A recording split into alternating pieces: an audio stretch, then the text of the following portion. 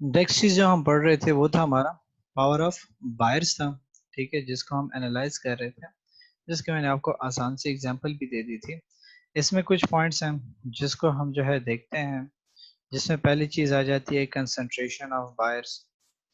ठीक है, कि कंसंट्रेशन ऑफ बायर से मुराद हमारा क्या है, हम उसको क्या कहते हैं, कि आपके पास क्या है, कि आपके पास कितने मार्केट में जो है बायर्स मौजूद हैं। ठीक है, उनका साइज क्या है, कि आपके पास जो है ज्यादा क्वांटिटी में बायर्स मौजूद हैं या कम साइज में। जिसके मैंने आपको एग्जांपल देखिए, जैसे आपके सी के हैं, तो इतने ज्यादा हमारे यहाँ जो है इतना ट्रेंड नहीं है, इतने ज्यादा लोग इसमें इनरोल नहीं हो रहे। तो उन्होंने क्या कर दिया, उसकी मूवमेंट जो है ओपन कर दिया स्टूडेंट्स के लिए, कि वो विलिंगली जहाँ पे रीएलोकेट करना चाहे, जहाँ पे जाना चाहे वो जा सकते हैं और अपनी स्टडी को कंटिन्यू कर सकते हैं। तो आपके जो है जिस मामले में जहाँ पे आपके कस्टमर्स लिमिटेड हों, वहाँ पे आपके जो है क्या हो जाती है कि बायर जो है उनके पास पावर आ जाती है, वो अपनी मर्जी से जैसे ही चाहे मार्केट को जो है डिजाइन कर सकते हैं। दूसरी चीज हमने कहा था alternative sources of supply exist, कि आपके पास अल्टरनेटिव सोर्सेज मौजूद हों, तो फिर आप क्या कर लोगे, एक चीज को छोड़ के दूसरी ले लोगे। आपके पास जैसे मैंने आपको एग्जांपल दी कि आप मार्केट में जाते हो, आपके पास जो है 5-6 ब्रांड्स जो है यूनिवर्सिटी रोड्स पे मौजूद हैं। जब वहाँ पे आपके पास जो है डिफरेंट ब्रांड्स मौजूद हों, तो वहाँ पे आपके पास जो है पावर ज्यादा है। क्यों पावर ज्यादा है, क्योंकि अब आप जो है कस्टमर्स लिमिटेड है, लेट्स से उसकी जो एक्सेस सिर्फ यहाँ तक है, तब बात के लोग वहाँ पे जाते हैं और मार्केट के लोग वहाँ पे नहीं जाते। तो उनको अपने जो है प्राइसेस को कम करना पड़ेगा। क्यों कम करना पड़ेगा, क्योंकि अगर यहाँ पे इनसे कोई परचेज नहीं करता तो वो दूसरी तरफ चला जाएगा, जैसे आपके पास डे टू डे करता था इनिशियली। स्टिल जो है स्ट्रेटेजी को अप्लाई हुआ है, लेकिन अप्लाई किया हुआ है, लेकिन अब वो जो है वो सेल आपको ऑफर नहीं कर रहा जो इनिशियली उसने अपना नाम बनाने में कम्पिटिटिव एज हासिल करने के लिए बनाया था। कि उन्होंने जो है जो डिस्काउंट आपको प्रोवाइड करता था, कोई पेशावर में आपको प्रोवाइड नहीं करता था, उसके थ्रू आउट जो है उनकी सेल चल रही होती है। क्यों चल रही होती है, क्योंकि वो आपको जो है मार्केट के बाकी प्रोडक्ट से थोड़ा सा सस्ता अपना प्रोडक्ट बेच रहा है और मार्केट में सर्वाइव कर रहा है। ठीक है, तो अब आपके पास जो है वो क्या करते हैं कि ऐसी स्ट्रेटेजीज अपनाना फिर शुरू कर देते हैं, जहाँ पे आपके पास जो है अगर सप्लाई दूसरी जगहों से मौजूद हो और अल्टरनेटिव सोर्सेज मौजूद हो, तो उनको अपनी प्राइसेस लो करनी पड़ती है। फिर आपके पास cost of purchase is high proportion of total cost, कि आपके पास जो है जब टोटल कॉस्ट से आपकी जो है कॉस्ट ऑफ परचेज ज़्यादा आ रही हो, तो आपके पास जो है प्रॉब्लम बन सकती है। ठीक है, कि आप एक प्रोडक्ट को जो है क्या कर रहे हो, परचेज कर रहे हो, वो बहुत महंगा आपको पड़ रहा हो। ठीक है, और उसके जो है टोटल खर्चा इतना ज़्यादा उस पर ना आ रहा हो, लेकिन उसको जो है परचेज करने पे आपकी कॉस्ट ज़्यादा इनकर हो रही है। जैसे हम बात कर लेते हैं कि आपके पास कुछ ऐसे प्रोडक्ट्स होते हैं जिनके जो है मेन प्रोडक्ट इतना महंगा नहीं होता, लेकिन उसका साइड प्रोडक्ट जो है वो महंगा होता है। मार्केट में हमारे पास बहुत से ऐसे प्रोडक्ट्स हैं जिसके जो है अगर हम बात कर लेते हैं, लेट से यूपीएस का अगर हम जिक्र कर लें। ठीक है, यूपीएस जो है इतना महंगा नहीं है, लेकिन उसकी बैटरी थोड़ी महंगी है। ठीक है, तो अब अगर आप फर्स्ट टाइम जब उसको जो है लगा लेते हो, तो आपकी जो है कॉस्ट एक इनकर हो जाती है, लेकिन जब दूसरी दफा उसकी जो है बैटरी आप खरीदते हो, तो क्या हो जाता है कि वो आपके पास जो है बहुत महंगी होती है। ठीक है, तो अब आपके पास उसका जो है टोटल कॉस्ट तो इतनी ज़्यादा नहीं थी, लेकिन जब आप उसको परचेज कर रहे हो, उसके जो है कॉस्ट आपके पास बहुत ज़्यादा इनकर हो रही है। ठीक है, कि हम जो है इस तरीके से मार्केट में देखें, हमारे लोकल यहाँ पे बहुत से प्रोडक्ट्स इस तरीके से अवेलेबल हैं कि जिनके जो है हाई प्रोपोर्शन कॉस्ट हमारे पास इनकर हो रही होती है। ठीक है, उनका प्रोपोर्शन जो है बहुत हाई होता है अपनी उनकी टोटल कॉस्ट से। तो जब इस किस्म की सिचुएशन आपके पास होती है, तो मार्केट में हमने क्या करना होता है कि इन चीज़ों को भी एनालाइज करना होता है। क्योंकि हम जो है अभी ये जो चैप्टर पढ़ रहे हैं, इसमें हमारा मेन फोकस क्या है, अपने प्रॉफिट्स को इंक्रीज करना। सो हमारा जो है प्रॉफिट इंक्रीज कब होगा, जब हम क्या करेंगे कि अपने उस हाई प्रोपोर्शन कॉस्ट को देखेंगे, कि जो बहुत ज़्यादा आप पे आ रही हो और आपका कस्टमर क्या उसको अफोर्ड कर सकता है कि नहीं कर सकता। हम उस चीज़ को एनालाइज करने की कोशिश करते हैं। जब तक हमारी वो कॉस्ट कम नहीं होगी, हम जो है अपने प्रोडक्ट को इतना ईजिली सेल आउट नहीं कर सकते। ठीक है, हम अपने प्रोडक्ट्स को जो है सस्ता बनाने की कोशिश करेंगे, तो हम उसको सस्ता तभी बना सकते हैं जब हमारे पास उसकी जो कॉस्ट एक प्रोडक्ट के अंदर जो है उसके जो एक पोर्शन की कॉस्ट ज़्यादा है, हमें उसको रिड्यूस करना पड़ेगा। अदरवाइज हमारे लिए क्या हो जाएगी कि प्रॉब्लमेटिक सिचुएशन क्रिएट हो जाएगी और हम अपना जो है प्रॉफिट्स को इंक्रीज नहीं कर पाएंगे। जब प्रॉफिट्स को इंक्रीज नहीं कर पाएंगे तो क्या होगा, हम मार्केट में क्यों बैठे हुए हैं, प्रॉफिट्स अर्न करने के लिए ही बैठे हुए हैं। तो इसलिए हम क्या करते हैं कि हमारे पास जो हमारा जो बायर होगा, वो जो है प्राइस के बारे में ज़्यादा सेंसिटिव होना शुरू हो जाएगा। ठीक है, कि वो जो है मार्केट में सस्ती से सस्ती चीज ढूंढने की कोशिश करेगा कि मुझे जो है वो चीज सस्ती मिल जाए। ठीक है, कि जहाँ पे आपके पास कहता है कि जहाँ जिन चीज़ों की कॉस्ट आपके पास ज़्यादा हो, जैसे हम बात करते हैं कि गाड़ियों की मार्केट है या इलेक्ट्रॉनिक्स की मार्केट है, वहाँ पे हमारे पास क्या है कि जो है बायर आते हैं। ठीक हो गया, तो बायर क्या करते हैं कि उनमें जो है सर्च बहुत ज़्यादा करते हैं। ठीक है, उनमें जो है इंफॉर्मेशन गेन करने की कोशिश करते हैं। क्यों इंफॉर्मेशन गेन करने की कोशिश कर रहे हैं? क्योंकि उनपे जो है उनके पैसे बहुत ज़्यादा आ रहे होते हैं।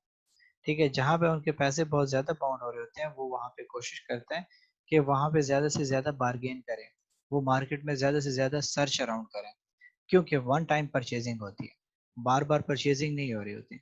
तो हम क्या करते हैं कि वहाँ पे जो है हम इस चीज़ को देखते हैं कि हमारे जो कॉस्ट है, हमें जितने कम पड़ जाए, वो हमारे लिए ज़्यादा बेनिफिशियल होता है। फिर उसके बाद next cheese threat of backward integration. वहाँ पे हमने फॉरवर्ड की इंटीग्रेशन का ज़िक्र किया था, यहाँ पे बैकवर्ड का ज़िक्र किया। कि आपके पास जो है, जो आपसे प्रोडक्ट खरीदने वाले मौजूद हैं, वो लोग अगर खुद जो है सप्लायर बनना शुरू हो जाएँ, तो फिर भी प्रॉब्लम बन सकती है। कि लेट्स से एक जो है कंपनी क्या करती थी, प्रोडक्ट जो है डायरेक्टली मैन्युफैक्चर करती थी। मैन्युफैक्चरिंग के लिए जो है किसी और से बनवाती थी और खुद उसको परचेज़ करती थी उससे, और वो जो है उसको फाइनलाइज़ कर देता। अब वो कहता है कि मैं खुद इसको डिज़ाइन करूँगा।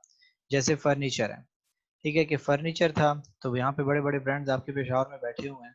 वो लोग क्या करते हैं कि जाते हैं, वहाँ से जो है फर्नीचर उठाते हैं और यहाँ पे सेल आउट करते हैं अपने उसमें, तो अपना प्रॉफिट मार्जिन गेन करते हैं।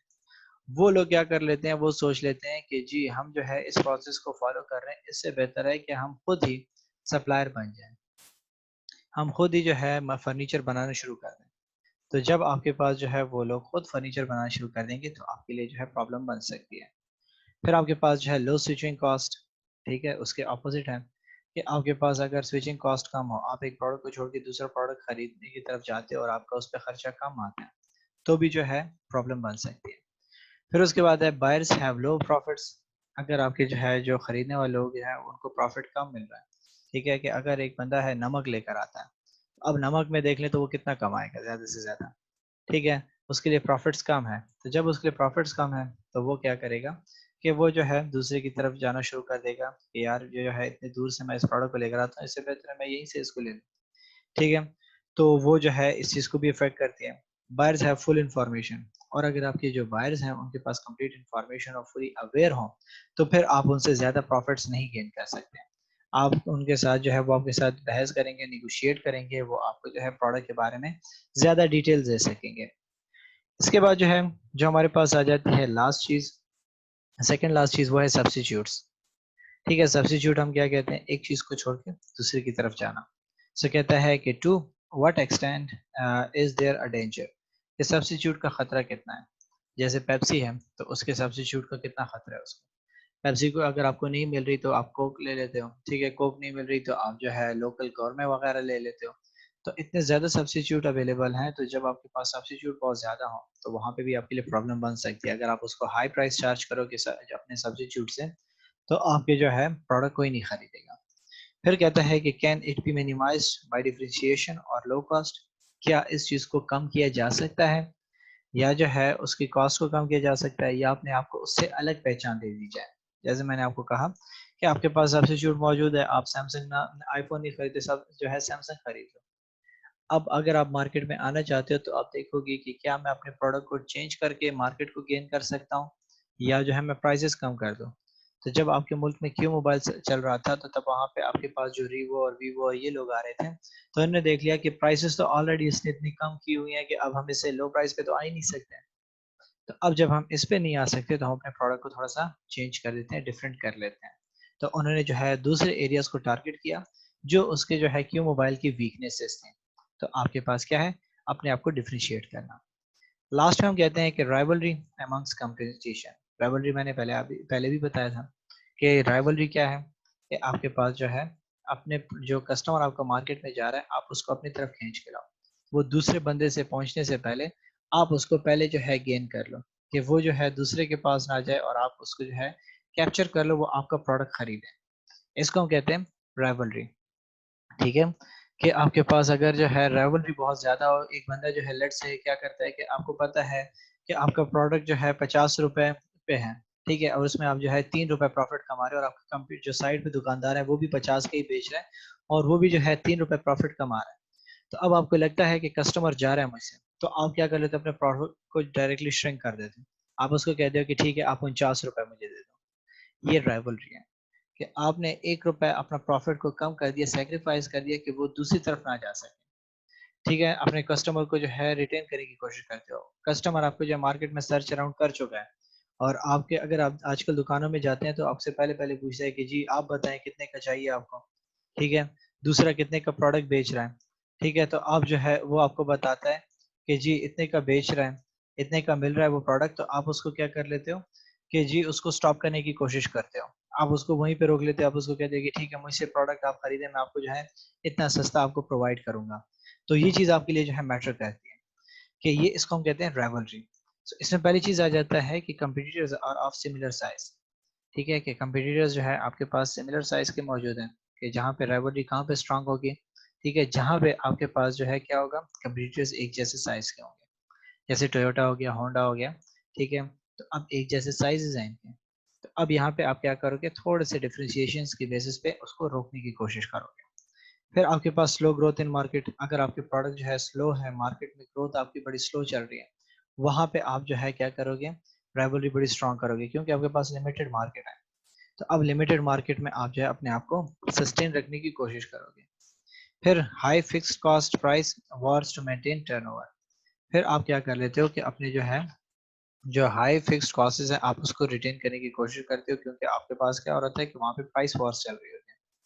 ठीक है, जैसे यूफोन और उसका जो है पहले क्या होता था टेलनॉर का, कि उनके आपस में मुकाबला किस चीज पे चल रहा होता था। टेलनॉर कहता था कि सच्ची यारी जो है सब पे भारी। ठीक हो गया, लेकिन यूफोन ने उसका मजाक उड़ाया कि जेब पे भारी, क्योंकि यूफोन जो है आपको उससे सस्ता ऑफर दे रहा है। तो अब वो क्या कर रहे हैं कि इस चीज की प्राइसेस की वॉर चल रही है, अब उसको मेंटेन रखना होता है, उसके लिए जो है उनको कोशिश करनी पड़ती है और राइवलरी इस तरीके से ही चलती है।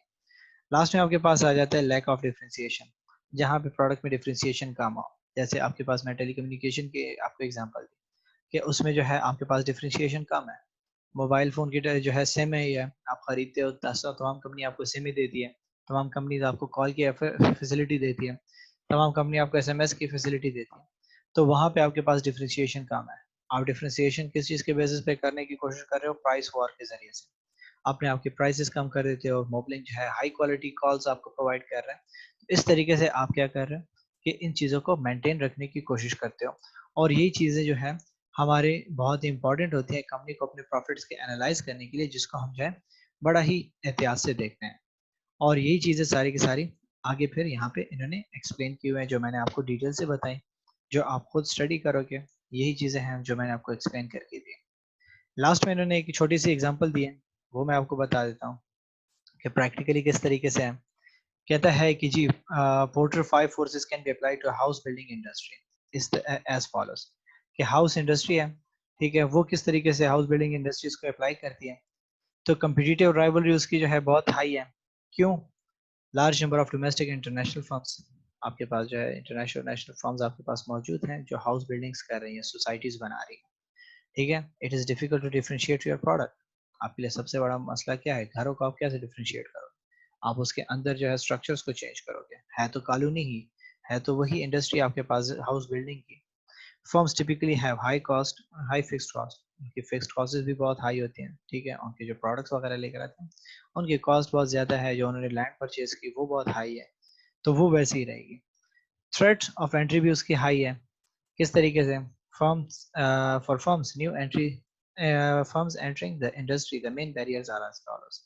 कैपिटल रिक्वायरमेंट्स लो है उसमें। ठीक है, construction is labour intensive, more equipments can be hired if necessary, कि आप जो है क्या करते हो कि मोस्ट ज़्यादा से ज़्यादा इक्विपमेंट्स आपको लाने पड़ते हैं उसको बेहतर बनाने के लिए। ठीक है, इकोनॉमीज ऑफ स्केल, आप जो है ईंटें आप खरीदोगे तो एक घर के लिए महंगी पड़ेंगी, ज़्यादा के लिए लाओगे तो ज़्यादा बेनिफिट होगा, वेस्टेज आपके पास कम होगी। ठीक है, नीड इनिशियल फाइनेंस टू क्या एक्वायर लैंड, आपको जो है मैंने जैसे आपको कहा कि ज़मीन खरीदने के लिए आपको हाई अमाउंट चाहिए होगी, कैपिटल चाहिए होगा।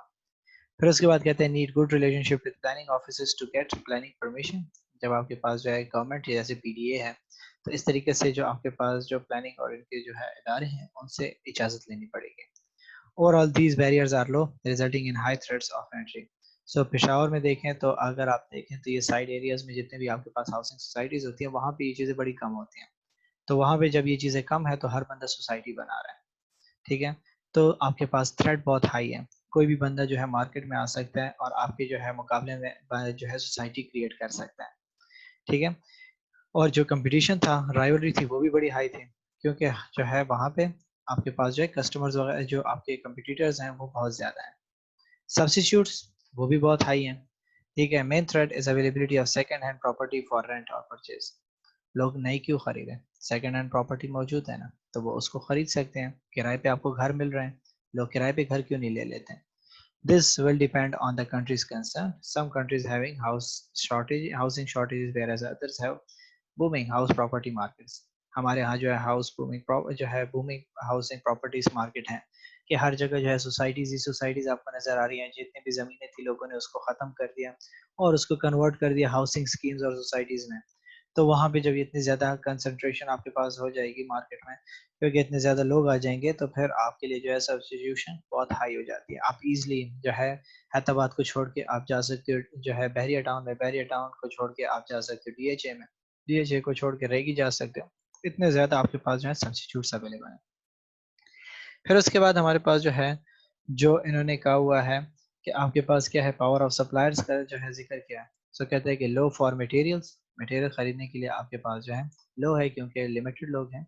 Higher for land and planning permission, कि आपके पास जो है ज़मीन और उसके लिए जो है पावर सप्लायर के पास ज़्यादा है, जैसे पीडीए है, जैसे ज़मीनों के मालिकान है उनके पास ज़्यादा है, लेकिन सप्लायर्स आपके पास जो है उसके बहुत कम है। सो कहते हैं कि material suppliers have low power, numerous suppliers undifferentiated products, उनके प्रोडक्ट्स जो है कम है, कोई चेंजेस नहीं होती। ईंटों में क्या चेंज होगी आजकल, जो है बस क्वालिटीज हमने निकाल ली है। सरिया है तो सरिया में क्या चेंजेस होंगी, इससे ज़्यादा आपके पास उसमें जो है मसले नहीं है, डिफरेंशिएटेड नहीं है और बहुत से लोग अवेलेबल हैं।